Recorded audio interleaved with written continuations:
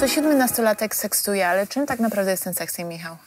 Sexting w ogóle samo słowo, no nie? To jest, to jest połączenie seksu i textingu, czyli w ogóle to była taka komunikacja, to jest taka komunikacja o seksie, właściwie no wszystkim tym, co my dzisiaj mamy do dyspozycji, nie? Na telefonie, mailem czy jakkolwiek. Aplikacje różne. Tak, aplikacje różne. I nie tylko teraz chodzi o pisanie, ale też głównie o przesyłanie zdjęć czy filmików.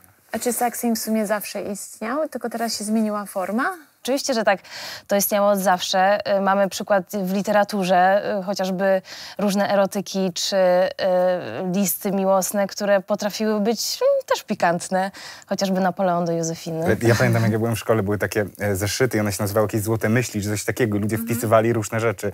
Ja pamiętam, że u mnie w podstawówce kolega powpisywał koleżance takie rzeczy. Tam jakaś afera była, nauczycielka się oburzyła i tak dalej, ale dzisiaj to był sexting. No tak, oczywiście, że tak. A ty, Ola, tekstingujesz?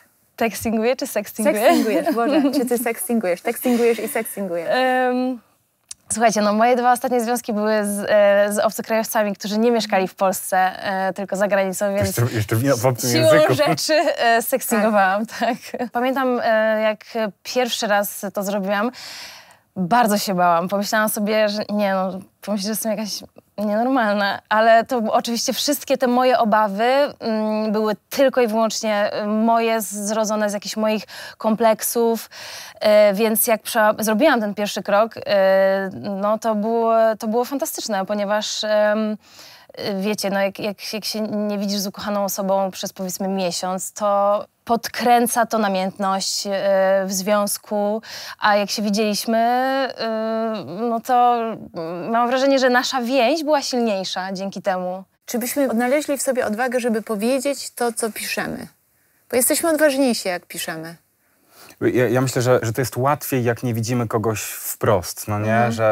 Że szczególnie mówienie o seksie w ogóle, o seksualności, to łatwiej nam przychodzi wtedy, kiedy nie widzimy tej osoby, kiedy ona naprzeciwko nas nie siedzi. Poza tym w sextingu też jest istotne to, że wyobraźnia bardzo dużo działa, nie? No tak, bo zawsze jak myślimy o seksie, to myślimy o takich doznaniach fizycznych, a tak naprawdę mózg jest taką największą strefą erogenną.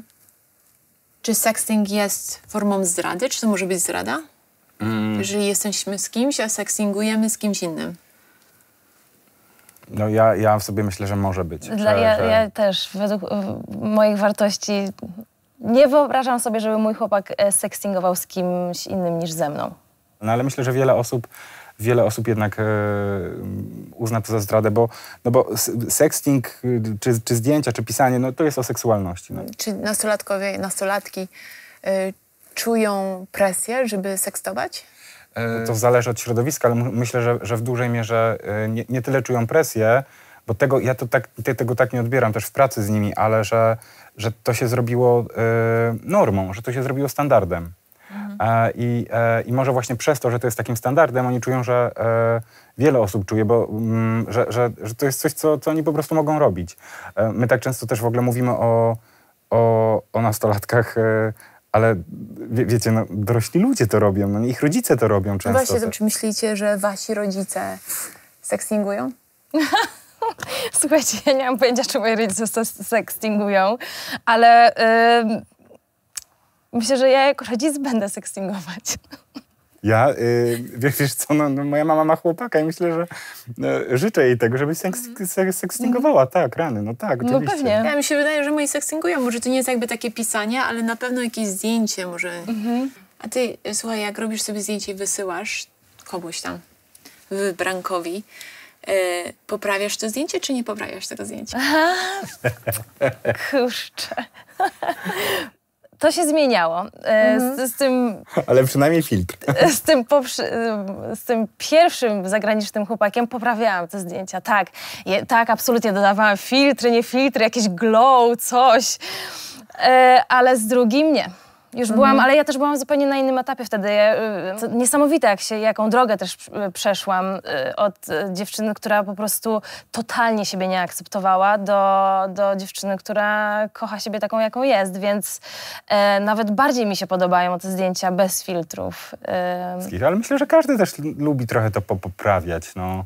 Nie no, ja czasami jak ja wysyłam, to sobie też poprawię, no oczywiście, że tak. No jasne, no my na co dzień poprawiamy. Znaczy próbuję nie, potem myślę o tym, bo tak mówię, kurczę, no jednak powinnam zaakceptować, czy jest idealnie, przecież jest okej, nie jest źle, ale to takie, to jest takie proste i tak łatwo to poprawić. Tak. Jest co 7. nastolatek sextinguje, ale co 4. otrzymuje nagie zdjęcie. Jak to? Czyli jest jednak jakiś taki brak konsentu gdzieś tam istnieje, tak? Czy to, przepraszam, to nawet nie były statystyki nastolatków, to było ogólnie, jeżeli chodzi o sexting. Ja sobie myślę w ogóle o takiej sytuacji, że To jest jakaś forma konsentu, prawda? No tak, ale to wiesz, to też może być nadużyciem czasami, nie? No dlaczego ja mam oglądać jakieś nagie zdjęcie? Ktoś mi przysłał MMS-a, to się otwiera automatycznie, nie? Czyli nie każdy jest gotowy po prostu, żeby zobaczyć. Tak, no bo to jest jakaś forma ekshibicjonizmu, nie?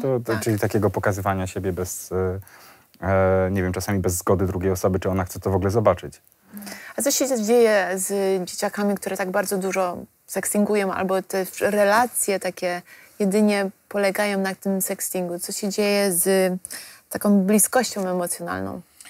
W ogóle na co uważać w ogóle tak naprawdę? To jest tak, że w ogóle randkowanie takie twarzą w twarz, no nie? I rozmawianie, czy też rozmawianie o seksie, czy dotykanie się, to wszystko jest, szczególnie w tych pierwszych latach, kiedy ludzie zaczynają, to jest wszystko taki trening społeczny.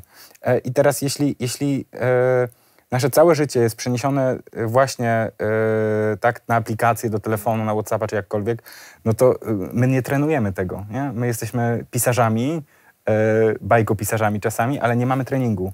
I może też być tak, że będziemy bardzo odważni, będziemy bardzo kreatywni w momencie, kiedy będziemy pisać, ale jak się spotkamy z tą osobą w rzeczywistości, w tak zwanym realu, no to nagle się okazuje, że my w ogóle jesteśmy kompletnie wycofani, bardzo nieśmiali, bo my nie mamy nawet wytrenowanego tego, jak tą dziewczynę zagadać, czy jak tego chłopaka zagadać, jak objąć, jak pocałować, jak przytulić, nie, jak rozbawić.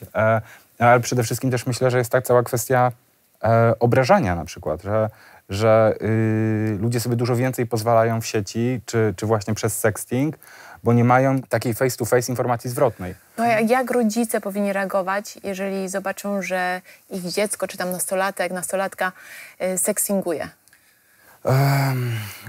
Przede wszystkim zacząć od tego, żeby pomyśleć, czy wszystko jest w porządku w ogóle z tym dzieckiem, czy ono jest bezpieczne, nie?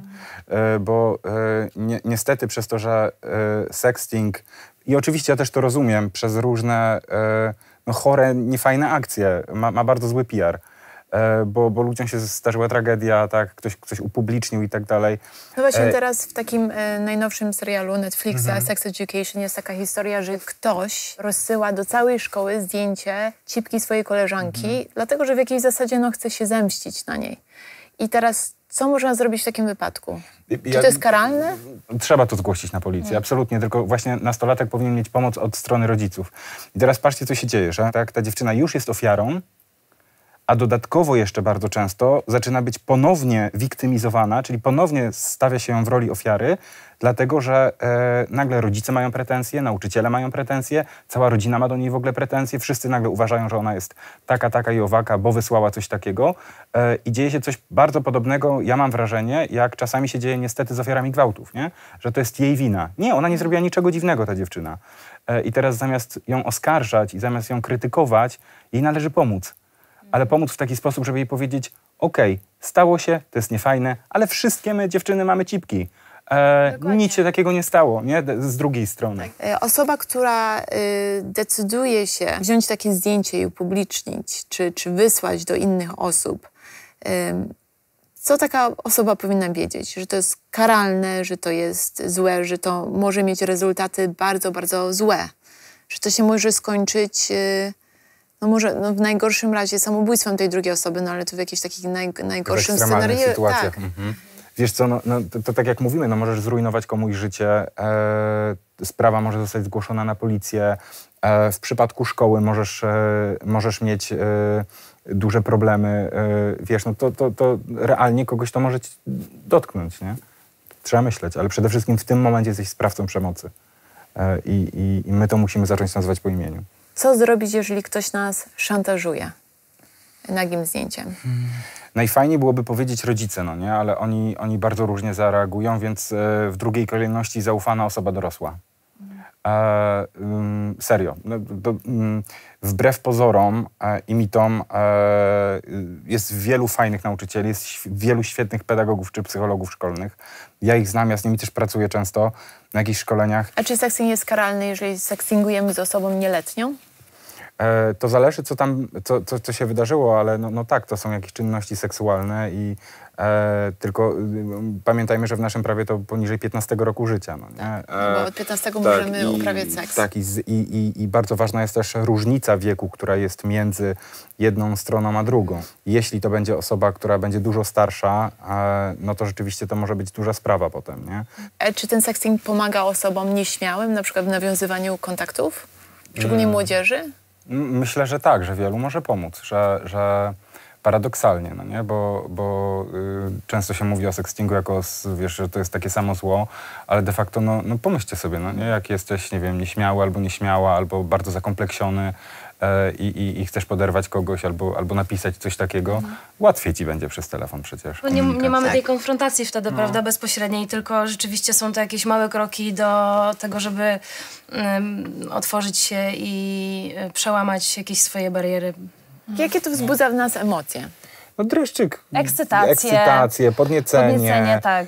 Dumę czasami, no nie? Ale też taką... A dowartościowanie, jeżeli ta druga osoba, która odbiera te treści, daje ci feedback bardzo pozytywny. Taka jest satysfakcja. Satysfakcja. Ale też pamiętam, że słuchajcie, mnie to bardzo otworzyło w ogóle na seks, prawda? Że gdzieś ta forma pisania takich wiadomości spowodowała, że później czułam się swobodniej.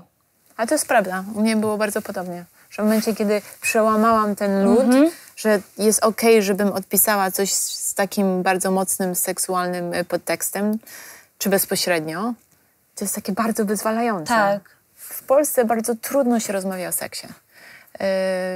Już nawet osoby w związkach bardzo często nie umieją sobie powiedzieć, co im się podoba, co nie.